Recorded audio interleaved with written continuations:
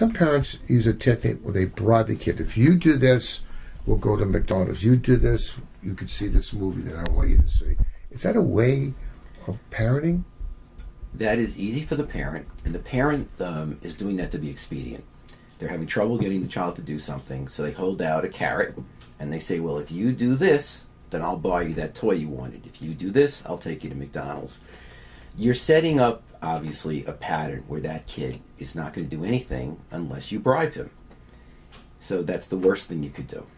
But you could also reverse it. They could earn something they want by fulfilling. An example, if a little book would say stars on a little kid, if they get 10 stars, they might get a choice to pick up a toy. So the son going through a process of doing not one thing, but maybe 10 things to get something they really want. Well, that's not bribery, that's earning. Right. Well, I always say a bribe is to get someone to do something they shouldn't, versus a reward is to get them to encourage them or foster them to do something they should.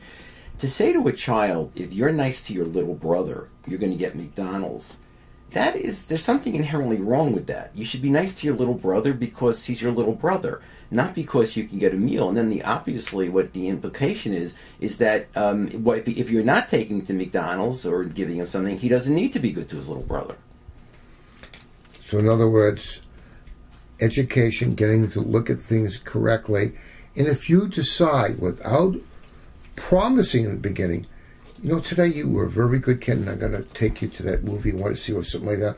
That isn't bribery. That's really rewarding good behavior on its merit. Yes. That falls into the category, they say, of catching a kid being good. So many of the parents who come in to me neglect these moments. A kid does something right.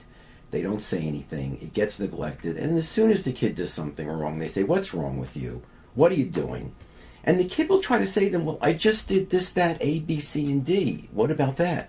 Never mind, don't change the subject. You're trying to get out of something right now. And they start to infer such negative things in the child. The child is just trying to make sense of what just happened.